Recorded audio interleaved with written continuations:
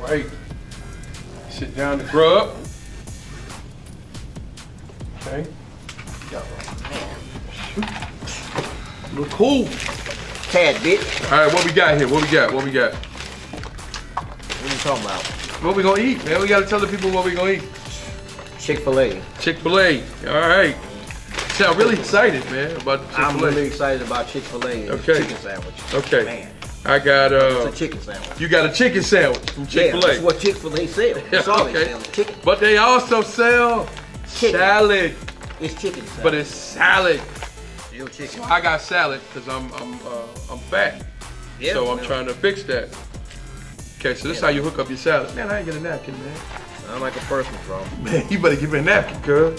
All right, here we go. I don't know, man. Boom. We teach you how to hook this salad up right here.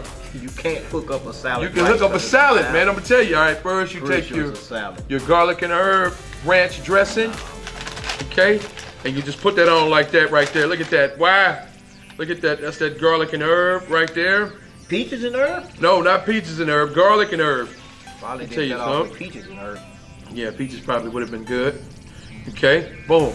Man, you already eat? Man, you quick. My food doesn't require it to be assembled after I buy it.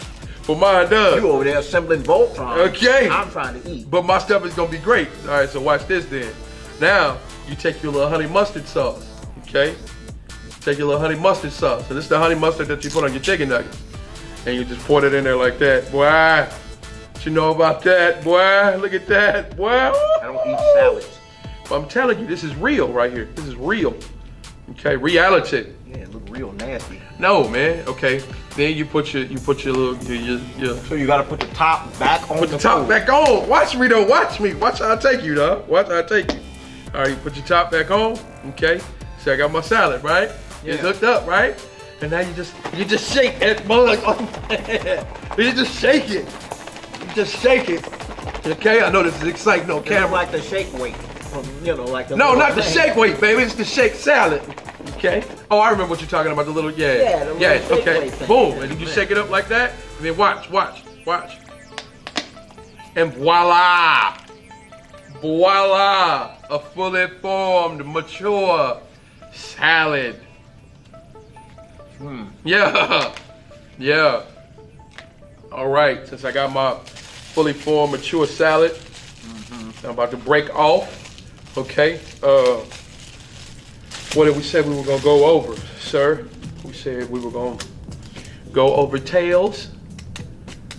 Tails? Yeah, for tails. Or you want to go tails from the hood? No, tails from the Brooks. Tails from the Darkside. Yeah. Hold on. Getting a phone call. No, that's a text. No. Somebody let me know that I'm broke. Yeah, well, I get those every Boom. day. And I come with a little pepper. It's right there, little pepper. Boom. Boy, that's tasty right there. That's how your salad's not nasty. Have a little It's flavor. nasty because it's salad. No, it's not nasty because it's salad. All right, boom. About to tie it up. Let's agree to disagree. Oh, man, I'm telling you, this is real because it's got the real hunks of chicken, right? Well, all I really get is when I go to Chick-Fil-A, because I don't go to Chick-Fil-A a lot, I just get the number one, just a regular chicken sandwich, and then I add cheese and bacon to it. You just give it a different flavor, and just go down. That makes sense. Would you ever eat chicken sandwich without the cheese and bacon? No. Never? Yeah, originally when I first went there, before I knew you could put cheese and bacon on it. Before you knew what good was. Yeah. All right, so. I don't go to Chick-fil-A that often. Yeah, Chick-fil-A's, I go now pretty frequently because like I said, I get my salad stuff. And it's actually, with tomatoes and stuff, it's actually pretty good to me. But I gotta have that honey mustard hookup.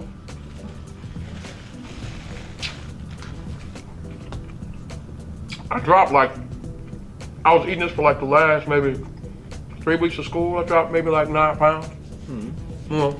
That's good. For me, yeah. The problem is over the holidays, I've been getting it in. Well, it's because we have these holidays back to back. You roll straight out of Thanksgiving, Right. and then about 3 weeks later, you're rolling into Christmas. Right. and then being off from work just kind of lends itself to just kind of sitting around doing some nothing and just nothing, snacking all day and eating all day. That's exactly what we do. Yeah. Just sedentary. All right, let's talk about some nerd stuff. Okay. What are you going to talk about? All right. Bill Bixby. What about it? The Incredible Hulk. Incredible Hulk, the original. Okay. The original Or Hulk. for us, like when you grew up, he was the Hulk. Yeah. I don't know why I brought up Bill Bixby. I don't either, but Yeah. Maybe it's a dream from he the was a great actor, man, you know. Yeah. That show was for a lot of people, you know, that's your segue in the comic into the comic book world, if you will, you know, because I just like the dynamic of the show and how he would just kind of wander around and walk around from town to town and get into these situations, and then you had the other guy that was always chasing him, the reporter guy looking for the story, and he's always kind of on the run from Mr. McGee, so to speak, and trying to hide who he is, and just it was a good show, man. Good show. What got you started reading comics? I just started reading comics because I was a fan of G.I. Joe, the cartoon. I used to collect the action figures, and then so I was like, oh, they have a comic book, and I just started reading the comic book, and then I would see advertisements for other comic books in the pages, and then from there I got into X-Men. X-Men was the first real superhero comic that I read, just phenomenal. Yeah, that's all she wrote. You get the X-Men, it's over. Yeah, you open up the pages of X-Men in the 80s, it's over. It's over. Chris Claremont stuff, it's over. It just, you'll love it. It's, you know. It's some of the best stuff you can read. Yeah. You know, the way his characters interacted with each other, the way his storylines are multifaceted, there were so many things involved with it.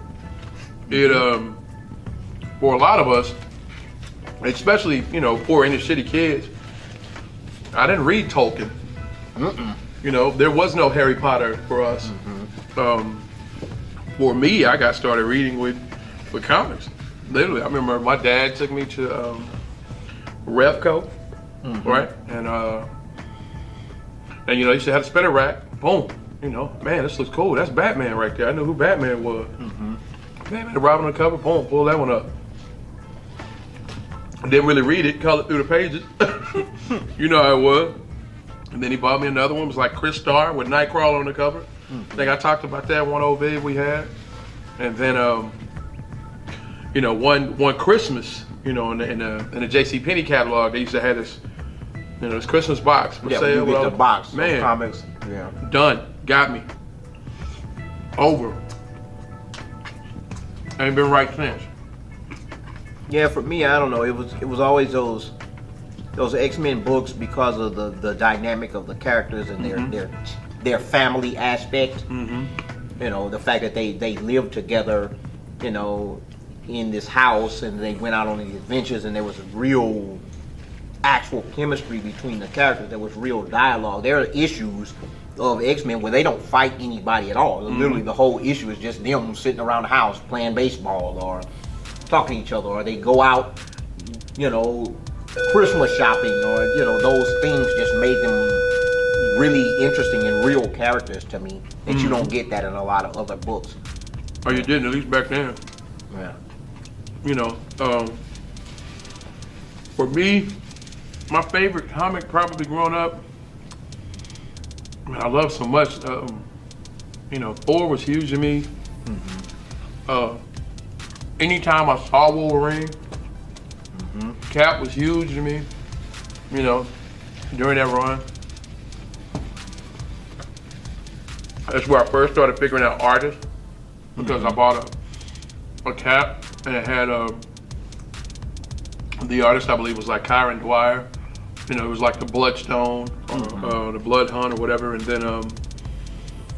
then I saw it change to Ron Lim, and I was like, oh wow, they changed. You know, this is a different guy drawing. Before I was sure you could do all that, it just was awesome, man. Yeah, Ron Lim's Cap was fantastic. I think I started reading Captain America around that same time when Ron Lim was the artist. I read a lot of his Cap when he was the artist for Cap. Read a lot of his Silver Surfer when he was the artist for Silver Surfer. He's still the definitive Silver Surfer artist to me. Me too. No question. I mean, was there another artist ever on the Silver Surfer? I don't know, but they should go back to him. All right, let's go on that line. Great comic runs. Great comic runs. Runs is in regards to what? You're talking about runs in regards to story or? For me, it's When you think of a character, there's always, you know, because you buy comics month to month to month. There's always one period of that character where it was like, I can't wait for the next book to come out this month because it was just that good of a run. It had the perfect combination of art, story, right? Give me some. X-Men Follow the Mutants. Okay, that's a bad one right there. That's a bad one. Fantastic. For the simple standpoint that, you know, Storm is gone. She went to Dallas looking for Force to try to get her powers back. And so she leaves Wolverine in charge of the X-Men. You know, Wolverine ain't Bad really idea. a leader. It's a bad idea. But Storm trusts Wolverine more than anybody else. Right.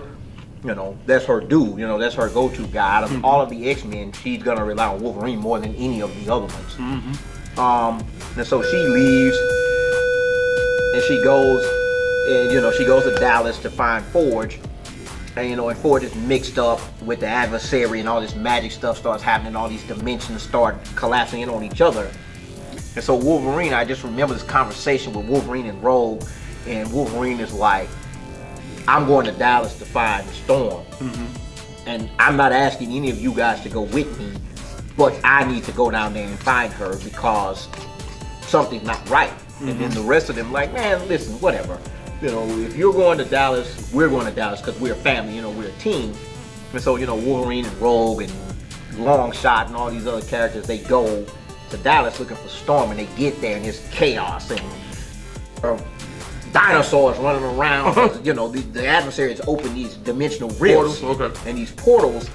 And I just remember there's this scene where, and so like Mystique and Freedom Force show up, you know, they're government agents at the time, and they don't want to go through the portal or whatever.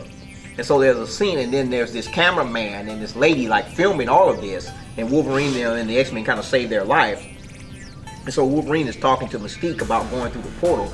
He's like, well, we're gonna go in there, and you guys stay out here and keep these people safe. And regardless of what happens in there, whether we come back or not, you guys remember us. You know, and he gives this big speech about, you know, defending humanity and stuff, and the X-Men just turn around and just go in there like, you know, this is a suicide mission. But we're going in there because that's what needs to be done right now. You know, and it just, that really just speaks to the X-Men and their commitment to society. They didn't go in in there to save mutants. They didn't go in there because Professor X is trapped in there. They went in there because humanity was threatened and there's nobody else. Right. You know, the Avengers didn't come. No. You know, the Fantastic Four didn't show up. It's amazing And how so the it's Avengers us. and Fantastic Four don't show up to X-Men Adventures. Yeah. And so Wolverine is like, hey man, we're going in there. Right. Because that's what needs to be done. And they go in and, you know, everything ends up okay. But at the time, you know, it looked like they all died and they sacrificed themselves to save the world. It was just a really emotional moment to me, and it just stuck with me. It's still like my favorite run in comics. Okay. A great run for me.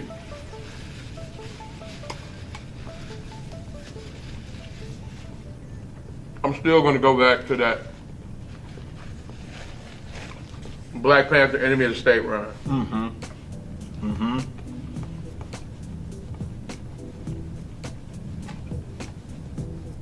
At the end of the day, the reason it hit me so hard because this was a character that I really didn't care about all that Nobody much. cared about Black Panther until Pre started writing him. He was a throwaway character at best. He was. He wasn't even the third guy. He was like the seventh guy. Black Panther was a D-list character. D-list. Christopher Priest started writing him. He made him relevant. And this guy took this character and made him so cool. I guess, I mean, there was no other word to say. He made him the smartest guy in the room. He made him have all these cool gadgets. He made him, and it was a character that already existed. He had been around for what, 40 years at that point, almost. So it really hit me that, you know, just like in film, or acting, you say, hey, there is no bad scripts. There's just bad actors. They're just bad actors. There are no bad characters at all. There are no bad characters in comics. There are no bad characters in comics at Because all. you can take any character and make him and tell a good story. and tell a good story with a good character. And that's awesome. The Hood's a perfect example of that. Nobody care about the Hood? At all. Throwaway. And then you think about how many characters that you see that look the part, because comics are a visual medium. We love the way their costumes look, so we love the character. But think how many times a great character was written poorly. A character that was really visually interesting. So when you actually read the book, you were like, man, this is terrible. And we talk about this all the time. In fact, we were talking about it earlier today. Wonder Man. Wonder Man. Wonder Man is a fantastic character. Wonder Man. That over the years, he's just been written poorly. He has great powers. He has a fantastic backstory, great look to the character. And they've never really done anything with the character other than, oh, he loves Wanda, and this issue she loves him, this issue she likes the Vision instead. And that's always been Simon's dynamic. Right. He's a fantastic character that's just poorly written over the years. Right. You know, and just, I don't know, there are tons of characters that's like that. But like you said, I like how Priest took Black Panther and rescued him from that D list and made him an A list guy, because he took the character and just made him cooler than he was. Exactly. You know. Exactly. Just made him more relevant. You know. Give me another run. Again, sticking with X-Men, I gotta go with no X-Men. No X-Men. What are you talking about? The X-Men are the definitive characters in the history of comics. No X-Men. Nobody's written better runs than Chris Claremont. Right, but that's the same writer, so no. Because he's the best. Next. Man, I don't know. That's hard. I don't really. When I think great runs, I don't know. I almost like, you know, Death of Superman, you know, Doomsday, the whole thing with Doomsday. That was a good run. It's fantastic art. Dan Jurgens, he killed that. It's still a definitive Superman story to me. I do like the current stuff that Bendis is doing. But when I think Superman, the first thing that comes to my mind